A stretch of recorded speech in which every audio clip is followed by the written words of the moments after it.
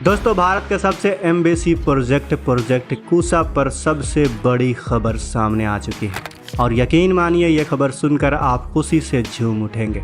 यह खबर है प्रोजेक्ट कूसा के M1 इंटरसेप्टर को लेकर और इसको लेकर बहुत सारी डिटेल सामने आई हैं। आज हम इसकी बारीकी से डिटेल में बात करेंगे और ये भी जानेंगे कि क्यों भारतीय सेना के लिए ये बेहद ही ज़्यादा ज़रूरी माना जा रहा है। तो चलिए बिना टाइम वेस्ट किए वीडियो को फटाफट शुरू करते हैं और सारी डिटेल विस्तार से समझते हैं। दोस्तों, जैसा कि हम आपको पहले ही बता चुके हैं कि भारत इस वक्त प्रोजेक्ट कूसा पर बहुत ही ज़्यादा ध्यान दे रहा है और इस प्रोजेक्ट को बहुत ही रैपिड रफ्तार से आगे बढ़ा रहा है, क्योंकि हम चाहते हैं कि जल्द से जल्द बनकर यह तैयार हो जाए। ये भारतीय सेना को जल्द से जल्द बनकर मिल जाए, क्योंकि इस प्रोजेक्ट के अंदर हम यहाँ पर इंटरसेप्टर मिसाइलों को बना रहे हैं, यानी कि ऐसी मिसाइल है जो भारतीय सेना के ऊपर हो रहे किसी भी प्रकार के हवाई हमले, चाहे वो लड़ाकू विमान हो, ड्रोन से हमला हो या फिर मिसाइल से हो, प्रोजेक्ट कूसा इनको बहुत ही आसानी से रोक सकती है। उन्हें हवा में ही मार गिरा देगी और भारतीय सेना को बहुत ही ज़्यादा सुरक्षित रखेगी। अब आप में से ज़्यादातर लोग कमेंट में यही कहेंगे कि इसकी ज़रूरत क्या है, जब हमारे पास S-400 TAD और आकाश जैसे एयर डिफेंस सिस्टम पहले से ही मौजूद है।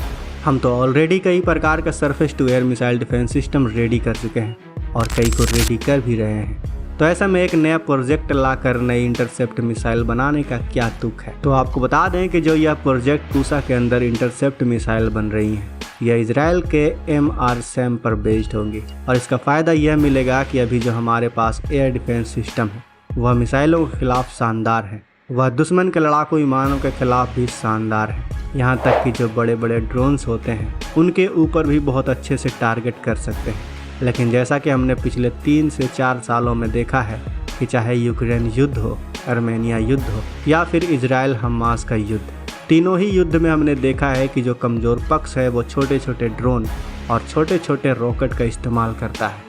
इसका फ़ायदा यह होता है कि यह बहुत ही ज़्यादा कॉस्ट इफ़ेक्टिव होते हैं, बहुत सस्ते होते हैं, लगभग कौड़ियों के दाम में।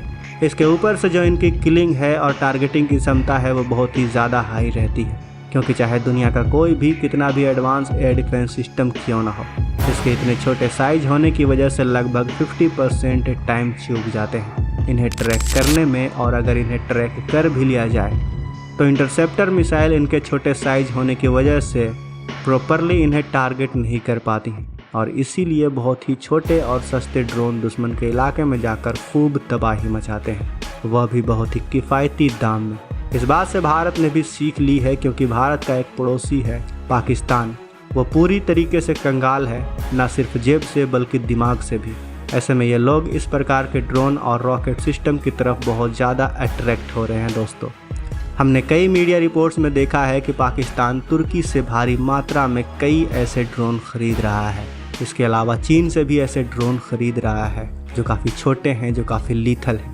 ऐसे में इसके खिलाफ हमें तैयार रहना होगा और इसीलिए भारत प्रोजेक्ट कूसा के अंदर इस प्रकार के इंटरसेप्टर मिसाइल रेडी कर रहा है, क्योंकि अगर हम घर पर ही ऐसी मिसाइलें बनाते हैं तो एक तो हमें फ़ायदा ये होगा कि ये काफ़ी सस्ता पड़ेगा और दूसरा हम जितना चाहें उतना अपने ज़रूरत के हिसाब से इसे बना सकते हैं। हमें किसी दूसरे पर निर्भर नहीं रहना पड़ेगा। और आज इसी को लेकर सबसे बड़ी खबर आ चुकी है। खबर यह है कि प्रोजेक्ट कूसा के अंदर पहले इंटरसेप्टर मिसाइल होगी जिसका नाम होगा M1। इस मिसाइल की फैब्रिकेशन स्टार्ट कर दी गई है और बहुत ही जल्द इसकी टेस्टिंग की तैयारी भी शुरू कर दी जाएगी और अब से कुछ ही महीनों बाद यानी 2024 के अंदर इसका सफल परीक्षण भी कर दिया जाएगा।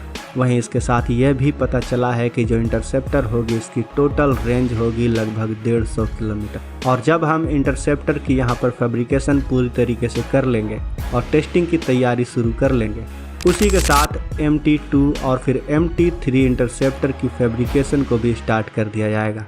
वहीं बात करें इनकी रेंज की, तो जो MT2 होगी उसकी रेंज होगी लगभग 200 किलोमीटर और जो MT3 इंटरसेप्टर होगी उसकी रेंज होगी लगभग 300 किलोमीटर। हालांकि फ़िलहाल इनको लेकर और ज़्यादा जानकारी सामने नहीं आई है, लेकिन जैसे ही इसको लेकर कोई बड़ी खबर आएगी हम तुरंत आपको सूचित करेंगे।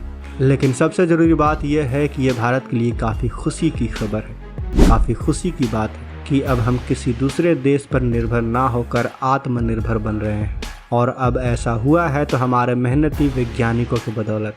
तो दोस्तों, हमारे मेहनती वैज्ञानिकों के लिए वीडियो को लाइक करना और शेयर करना तो बनता है। साथ ही अपनी राय हमें कमेंट बॉक्स में अवश्य बताएं।